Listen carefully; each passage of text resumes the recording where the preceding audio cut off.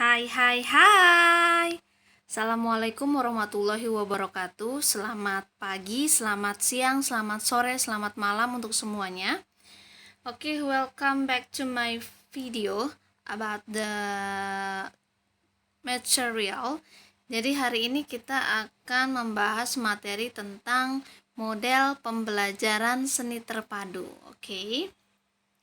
Di sini ada beberapa materi yang akan kita bahas. Yang pertama yaitu tentang definisi seni terpadu, yang kedua tujuan implementasi seni terpadu, yang ketiga yaitu tentang konsep dan model pembelajaran seni terpadu, yang keempat contoh karya seni terpadu, dan yang terakhir adalah menganalisis karya seni rupa dengan model pembelajaran terpadu.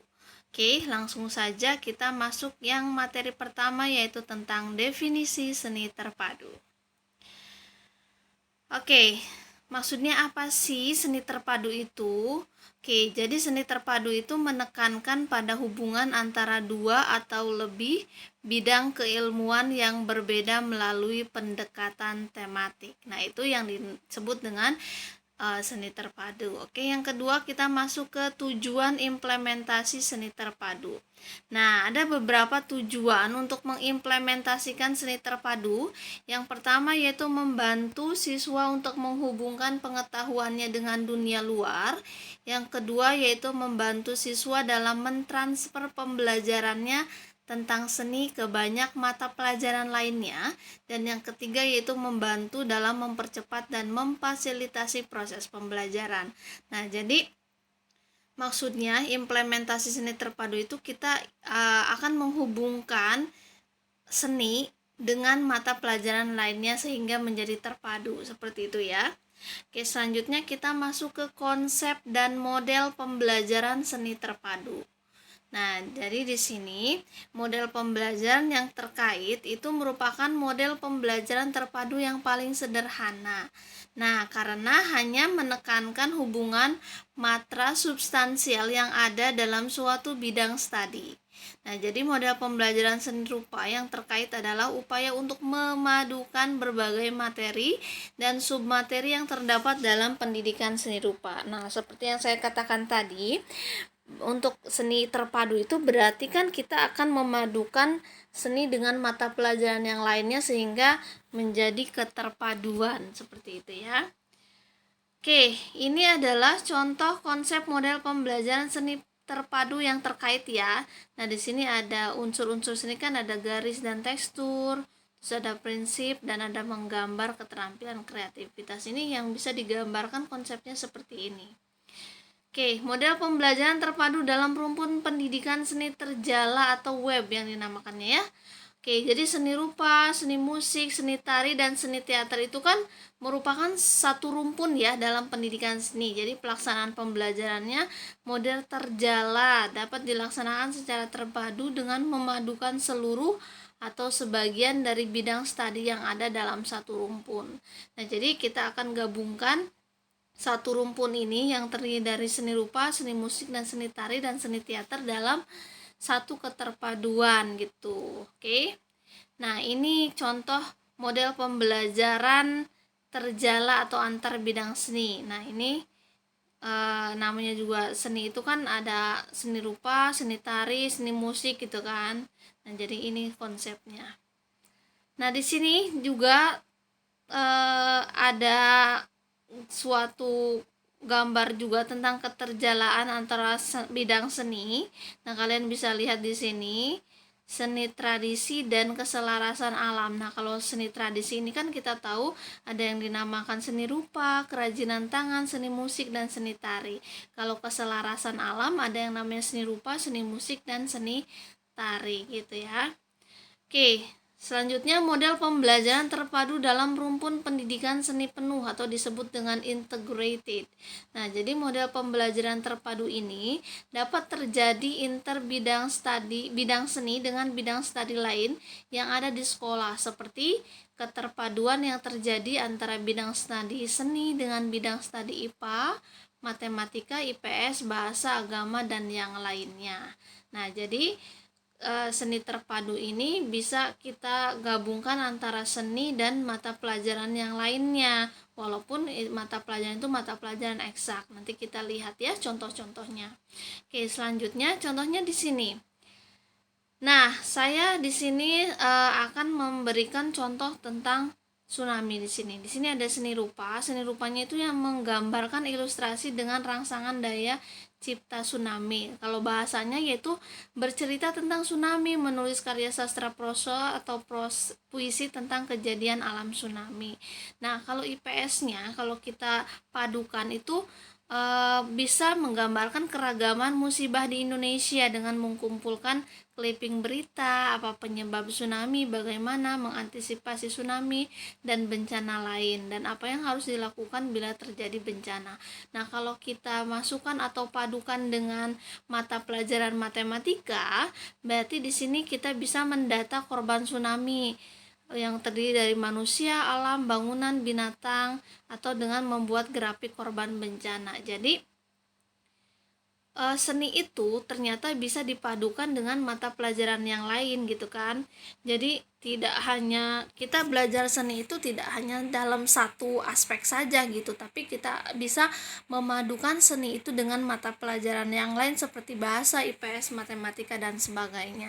Jadi sebenarnya untuk pembelajaran seni itu kita luas gitu, karena kita bisa memadukan atau bisa berkolaborasi dengan mata pelajaran yang lain sehingga menjadi satu keterpaduan yang unik gitu ya. Oke, selanjutnya contohnya di sini ada kasih sayang. Maksudnya di sini maksudnya kalau misalkan kita masukkan ke dalam seni rupa, kita bisa mengapresiasi emosi.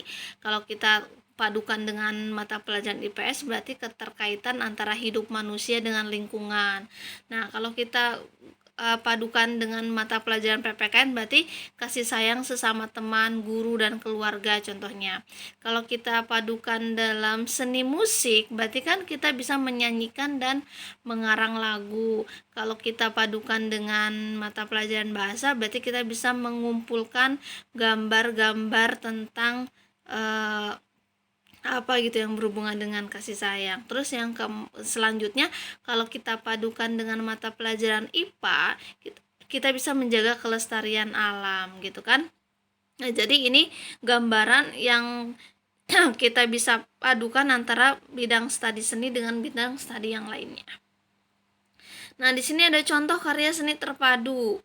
Nah, di sini ada contohnya yang gambar ini merupakan contoh karya seni terpadu dalam rumpun pendidikan seni yang memadukan seni rupa, seni tari, dan seni teater dalam jenis karya performance art. Nah, di sini merupakan perpaduan antara seni teater dan seni tari. Jadi biasanya berhubungan dengan performance art gitu ya, drama begitu ya. Oke, yang selanjutnya di sini contoh karya seni terpadu dalam rumpun pendidikan seni yang membadukan seni rupa, seni musik, dan seni teater dalam karya installation art. Nah, di sini juga contohnya ya, contoh karya seni terpadu. Nah, selanjutnya di sini. Nah, di sini ada kita jelas banget ada terlihat 2 log 4. Nah, itu kan kalau kita perhatikan 2 log 4 itu kan mata pelajaran matematika ya, logaritma gitu kan. Nah, di sini ada contoh model pembelajaran terpadu yang penuh memadukan seni rupa dengan matematika berdasarkan soal algoritma. Nah, selanjutnya di sini contoh model pembelajaran terpadu penuh yang memadukan seni rupa dengan matematika berdasarkan rumus persamaan linear. Jadi seperti itu gitu kan. Jadi seni itu bisa dipadu-padankan dengan mata pelajaran yang lain, sehingga kita tahu kan kalau misalkan otak kita itu kan terbagi menjadi 2, ada otak kanan dan otak kiri gitu kan. Kalau misalkan untuk hitung-hitungan dan segala macam itu kan kita biasanya kan menggunakan otak kiri, tapi kalau misalkan seni dan lain-lain kita menggunakan otak kanannya. Jadi di seni terpadu ini, di dalam pembelajaran seni terpadu ini berarti kan kita mengkolaborasikan antara otak kanan dan otak kiri sehingga menjadi suatu kreativitas gitu. Nah, jadi itu dinamakan seni terpadu. Oke, selanjutnya kita masuk ke menganalisis karya seni rupa dengan model pembelajaran terpadu. Maksudnya apa sih? Jadi sebuah proses atau produk karya seni ini biasanya berkaitan dengan disiplin ilmu lainnya kan? Oke. Nah, dalam proses pembuatan karya seni batik misalnya. Nah, proses pewarnaan kain batik berkaitan dengan ilmu kimia. Nah, jadi ketika kita mau mewarnai batik, ketika kita mau eh, komposisi warnanya itu segimana kan itu kan berhubungan dengan ilmu kimia. Nah, jadi untuk menghasilkan warna biru dengan menggunakan naftol maka dapat diperoleh dari pencampuran naftol AS dengan garam biru BB. Nah, selain itu juga dapat berkaitan dengan ilmu sosial, geografi dan sejarah karena kita perlu mempelajari di mana batik itu dibuat saat dalam proses meriset dan mendesain batik. Nah, jadi ketika kita melihat ini berarti kan istilahnya seni itu tidak hanya seninya saja tapi ada unsur-unsur mata pelajaran yang lain gitu kan. Contohnya tadi dalam membuat batik, dalam mewarnai batik kita kan harus menggunakan unsur materi kimia gitu kan dalam memproses warna-warna sehingga menjadikan warna yang bagus di dalam batik tersebut gitu. Jadi tidak bisa dipungkiri kalau misalkan seni itu memang bisa dipadu-padankan dengan materi atau pembelajaran yang lainnya gitu, dengan disiplin ilmu yang lainnya. Oke, terima kasih. Sampai di sini saja materi untuk kali ini. Mudah-mudahan bermanfaat dan saya ucapkan assalamualaikum warahmatullahi wabarakatuh.